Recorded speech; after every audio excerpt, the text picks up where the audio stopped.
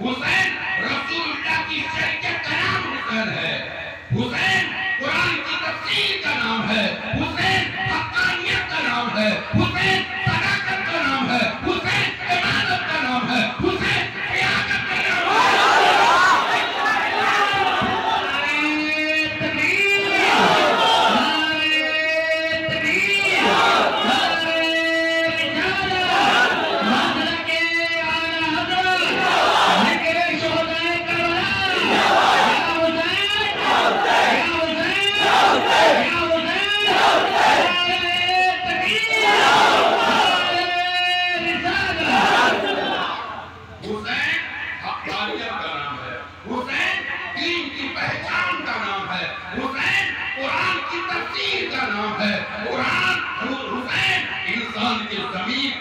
دلوں میں محبت کا چراغ جلانے کا نام حسین ہے، حسین انسان کی انسانیت کو شرافت کا تاج دینے والا ہے، حسین انسان کی زندگی میں روح پھونکنے والا ہے، حسین رسول اللہ کی شریعت سمجھانے والا ہے، حسین مصطفیٰ کا دین پڑھانے والا ہے۔ یہی تو وجہ تھی کہ حضرت غریب نواز اجمیر سے پکار اٹھے، شاہ حسین بادشاہ حسین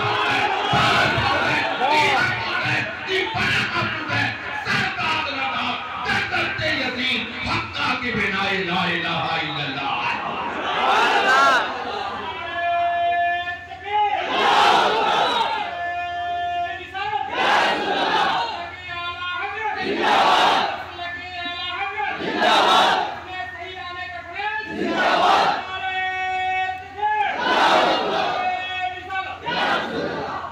حسین کون ہے؟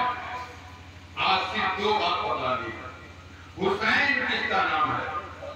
یزید کس کا نام ہے؟ یزید کون ہے؟ حسین کون ہے؟ حسین وہ ہے جب نبی کی شریعت کے آنچ آ جائے، نبی کے دین پر درد آ جائے، نبی کے دین کی پہچان مشکل ہو جائے، تو حسین نبی کے نام پر اپنا کنبہ لٹا کر نبی کا دین بتلاتے اسی کا نام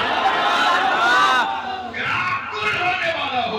حسین پہچان دے کہ دین ادھر ہے، کہاں ہے حسین؟ ہم کہاں کھولے نبی کا دین؟ کہاں ہے نبی کا دین؟ ادھر نبی کا دین ہے، ادھر جائیں گے ادھر کی نماز ہے، ادھر کی نماز ہے، ادھر کی ٹوپی ہے، ادھر کی ٹوپی ہے، ادھر کی جائے نماز ہے، ادھر کی جائے نماز ہے، ادھر کی مصلی ہے، ادھر کی مصلی ہے۔ حسین ادھر جائیں، نبی نے کہا مجھ سے، حسین کہتے ہیں مجھ سے نہ پوچھو، پوچھنا ہے تو میرے نبی سے پوچھ لو۔ نبی نے کہا جہاں حسین ہے وہی حقانیت ہے، جہاں حسین ہے وہی نماز ہے، جہاں حسین ہے وہی قرآن ہے، جہاں حسین ہے وہی حدیث ہے۔ حسین نے کہا سمجھنا ہو تو میرے نانا سے پوچھو۔ حسین نانا کی امانت کا نام حسین ہے، نانا کی امانت کا نام حسین ہے۔ کون ہے حسین؟ جنہوں نے کربلا کی سرزمین پر 61 ہجری تاریخ یاد کیجئے کتنی ہجری؟ آج ہم لوگ کتنی ہجری میں ہیں؟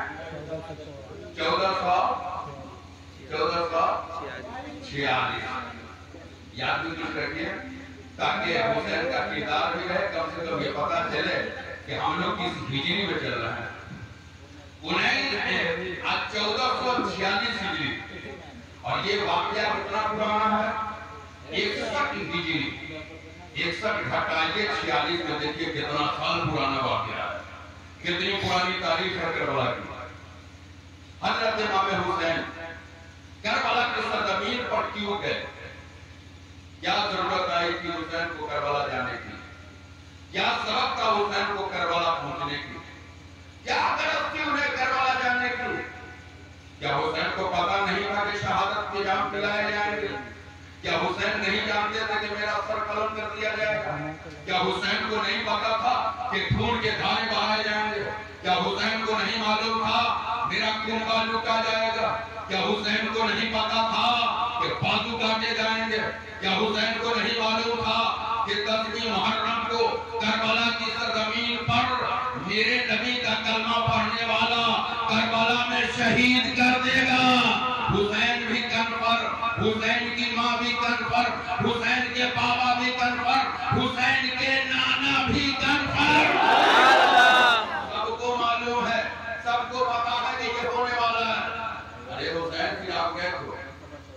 کیوں گئے تھے؟ کیا ضرورت پڑی تھی آپ کو کربلا جانے کی؟ اب یہیں پہ رک کر اس کو بھی سمجھ لیں کہ حسین کیوں گئے کربلا، کیا ضرورت تھی؟ دوسرا نام ہے یزید، دوسرا نام ہے یزید۔ یزید کون تھا؟ یزید نبی کا کلمہ پڑھنے والا تھا، حضرت امیر معاویہ جیسے صحابی کا بیٹا تھا۔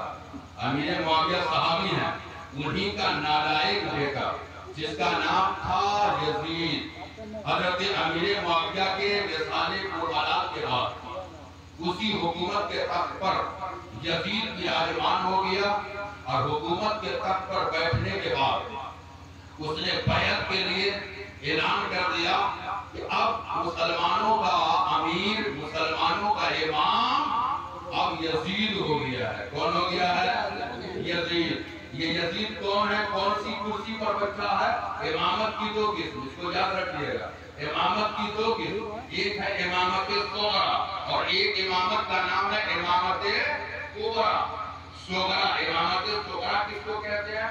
مسجد کی امامت، جو مسجدوں میں امام ہوتے ہیں، مصلی امامت پر لوگوں کے نماز پڑھاتے ہیں اور نماز پڑھاتے ہیں مصلی امامت پر، لوگ ان کی اقتدا کرتے ہیں، یہ امامت صغرا ہے۔ اور ایک امامت ہے امامت کبریٰ۔ امامت کبریٰ کا مطلب یہ ہوا کہ جو دین لے کر، جو خدا کا پیغام لے کر مصطفیٰ دنیا میں آئے، اس مشن کو چلانے کے لیے نبی کے بعد صحابہ نے متفق طور پر سیدنا ابو بکر صدیق کو خلیفہ منتخب کیا۔ امامت کبریٰ پہ فائز ابو بکر ہوئے، اور جب ابو بکر ہوئے تو نماز بھی پڑھا رہے ہیں اور دنیا کا طریقہ بھی بدلا رہے ہیں، کھانے کا طریقہ بھی دے رہے ہیں، شریعت کا انداز بھی بدلا رہے ہیں، دنیا کی سیاست بھی بدلا رہے ہیں، شریعت کا پیغام بھی دے رہے ہیں۔ حضرت ابو بکر تقریباً 2 سال تک اس حکومت کے منصب پر فائز رہ کر نبی کے مشن کو چلایا اور لوگوں کو دین سمجھایا۔ کہا سنو، جیسے نبی نے تم کو دین کا پیغام دیا ہے، اب ابو بکر صدیق تمہیں پیغام دے رہے ہیں۔ ابو بکر صدیق نے 2 سال کچھ مہینے کچھ دن تک اس حکومت کے منصب پر قائم رہ کر کے امامت مسجد اور امامت کبریٰ دونوں کے فرض منصبی کو انجام دیا، اور اپنی حکومت کے زمانے میں مکمل طور پر دین دنیا دونوں کو شریعت کے نقشے میں ڈالا۔ لوگ کہتے ہیں کہ وہ دنیا ہے یہ دین ہے، وہ دنیا ہے یہ دین ہے، لیکن یہ خلافت کیا تھی؟ یہ خلافت کا انداز کیا تھا؟ دینی معاملہ ہو تو بھی وہی فیصلہ کریں گے، دنیاوی معاملہ ہو فیصلہ انہی کا ہوگا، شریعت سمجھنا ہو تو ان سے سمجھنا ہو، دنیا داری کا فیصلہ لینا ہو تو ان سے لینا ہوگا، جو ان کا حکم ہوگا وہ پورے قوم کا حکم ہوگا، پورے لوگوں کے لیے حکم نافذ کرنا ہوگا۔ گویا یہ خلافت ہے، خلافت راشدہ۔ ابو بکر رہے، ابو بکر کے وصال کے بعد پھر اس حکومت کے کرسی پر حضرت امیر المومنین عمر فاروق اعظم رضی اللہ تعالی عنہ اس خلافت کے منصب پر وراجمان ہوئے۔ حضرت عمر فاروق اعظم رضی اللہ تعالی عنہ تقریباً انہوں نے 10 سال تک حکومت کی، اور حکومت کے کرسی پر فائز رہ کر کے ایسا جلوہ مچایا کہ ان کے شاشن، ان کے راج کے زمانے میں جہاں مسجد میں امامت کرتے حضرت عمر، اور امامت کتنی اچھی عمر کی تھی کہ حضرت عمر کے زمانے میں مرد اور عورت دونوں مسجد میں جا کر کے نماز پڑھتے۔ آج صرف مرد نماز پڑھتے ہیں، عمر کے زمانے میں مرد بھی مسجد میں، عورت بھی مسجد میں، ہجڑا بھی مسجد میں، بچہ بھی مسجد میں، سب نماز مسجد میں پڑھتا تھا۔ حضرت عمر کی اقتدا کرتا تھا۔ حضرت عمر مصلی امامت پر ہو کے نماز پڑھاتے تو مصلی بھی اپنے دلوں میں ان کی محبت کا چراغ جلاتا تھا اور محبت کے ساتھ ان کے پیچھے نماز پڑھتا تھا۔ انہی کے زمانے میں ایک مرد، ایک نوجوان مسجد میں چلا نماز پڑھنے کے لیے، جیسے ہی نماز پڑھنے کے لیے جا رہا تھا، راستے میں ایک عورت وہ بھی مسجد میں نماز پڑھنے کے لیے جا رہی تھی۔ وہ نوجوان کی نظر جب جوان عورت پہ پڑی ہے، دل میں خلیج پیدا ہونے لگا، دل میں خیال پیدا ہونے لگا، اس نوجوان عورت کو دیکھنے لگا